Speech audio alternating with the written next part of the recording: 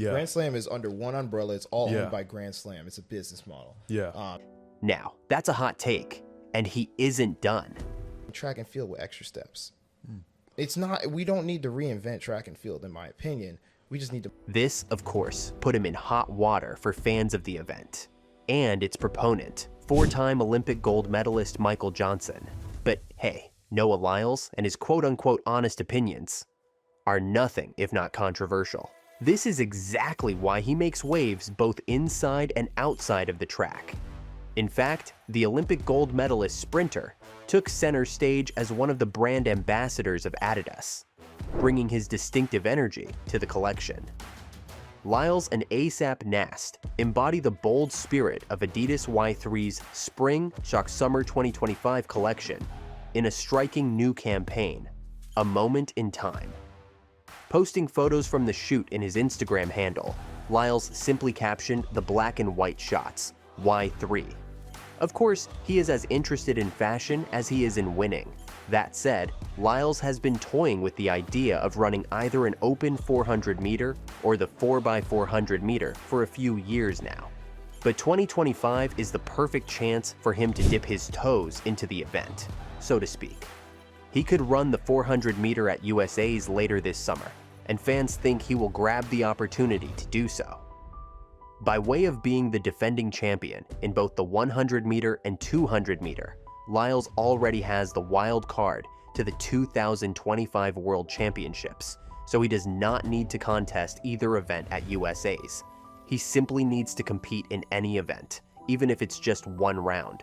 In case you needed a reminder, in early 2024, he claimed that he would win 4 gold medals at the Paris Olympics in the 100 meter, 200 meter, 4x100 meter, and 4x400 meter. Though he only came away with 2 medals, 100 meter gold and 200 meter bronze, he did run the third leg of the American silver medal winning 4x400 meter at the 2024 World Indoor Championships. Notably, on a recent episode of the Beyond the Records podcast, Vernon Norwood and Rai Benjamin brought up the idea of running the 400 meter at USA's to Noah. Though Lyles has yet to commit, if he still dreams of one day actually winning another world or Olympic medal back in 2016. Should he successfully do so, he'd get to prove he is truly capable of competing with some of the best 400 meter sprinters in the country. In fact, even if it means just running one round, the best path may be the 400 meter at the USA Championships this year. Speaking of upcoming races, Lyles is receiving hate not only for his absence in the Grand Slam track, but also for the things he said about the event.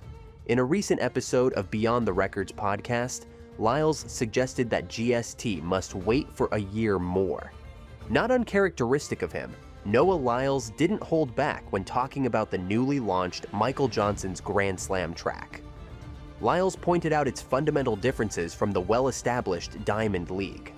While Johnson's GST aims to unify track and field under one ownership model, Lyles believes this approach could backfire. He also nitpicked on its marketing and scheduling. He wondered how GST can create a compelling narrative when titles overlap. From a marketing standpoint, how do you market something that 2 people own? There has to be a winner, he argued. According to him, the confusion over what constitutes a Grand Slam winner could minimize the league's credibility and impact on fans. If I go on Jimmy Fallon and I say I'm the 100, 200 Grand Slam champion, it's like the crowd's going to be like, oh. That would have been nice indeed, however, as Lyles explained.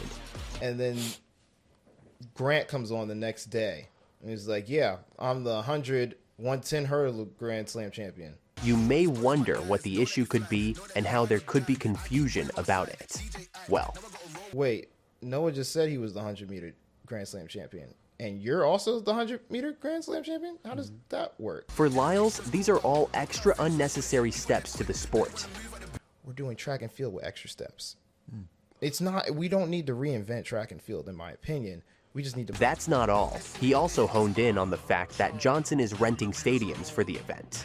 Lyles has been vocal about his decision to opt out of the inaugural Grand Slam Track League which is set to debut in Kingston, Jamaica early next month. Despite wishing Michael Johnson's ambitious project success, Lyles has pointed out several concerns that influenced his choice to stay away. Initially, one of Lyles' major concerns was the league's lack of a broadcast partner, which he felt was a significant hurdle in attracting elite athletes and global viewership. However, this issue has since been addressed, with the Grand Slam track securing partnerships with Eurosport, TNT Sports, the CW Network, and NBC Sports for U.S. audiences. Despite this, though, Lyles remains skeptical, for reasons he mentioned in the podcast. Beyond his criticisms, Lyles offered constructive advice on how Grand Slam track can position itself better and attract more elite athletes. His biggest suggestion is for Johnson to capitalize on sponsorship opportunities and invest in building a dedicated stadium in the US that would host all 4 Grand Slam events annually. For Johnson, instead of dwelling on who's not here, he chose to shift the focus to those who are. You can over-index and get hyper-focused on who's not here, which, in my opinion, is somewhat disrespectful to the 48 who are here, he says. What's more, these are Olympic champions, world champions, and finalists who have already proven themselves at the highest level. For his part, Michael Johnson is looking to change the landscape of track and field forever, thus the birth of Grand Slam track, or GST. It is being hailed as the next big thing for track and field, giving athletes not only the chance to compete at the highest level, but also the recognition they deserve. The format promises an engaging experience for fans, making track meets more than just races. They'll be thrilling, high-stakes showdowns with a whopping $12.6 million prize pool and an unprecedented $100,000 first-place payout. It is predicted to become a game changer, and as Michael Johnson himself puts it, this isn't just about more money, it's about fixing a sport that has left its greatest stars without the platform they deserve. On his latest appearance on The Rich Eisen Show, 4-time Olympic gold medalist Michael Johnson didn't hold back about what's been holding track and field back for years. He highlighted a glaring issue. You barely get the best athletes competing against one another because they're not incentivized to do so. The prize money is not significant. Johnson explained, "We're actually paying these athletes. We've signed with the first people ever signed with the first league that actually signs the best athletes to a league. Unlike other professional sports where top talent faces off regularly, track stars have been free to pick and choose their events, often skipping major showdowns due to lack of incentives. That's exactly what GST aims to change. This is significant. It means something. Our prize money at $100,000 for first place is the largest prize money that's ever been paid in the sport. GST, launching in a few days, is set to bring a structured track that has been missing. With 4 major slams across Kingston, Miami, Philadelphia, and Los Angeles, and 96 athletes, with 48 GST racers and 48 challengers. It is not like any other meet.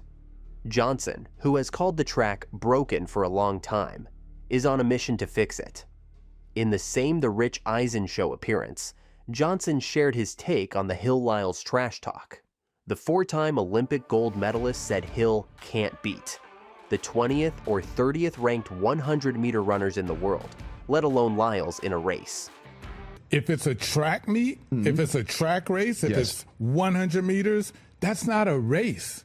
Tyreek can't beat the 20th, 30th ranked 100-meter runner. On the other hand, he also pointed out that the best track stars in the world can't go into the NFL and do what Hill does as a wide receiver. Still, that doesn't mean that you can be a world-class sprinter. Sprinting is different than just being fast. I mean, look, well, that's that. Can this athlete be expected to run fast as well? Watch to find out.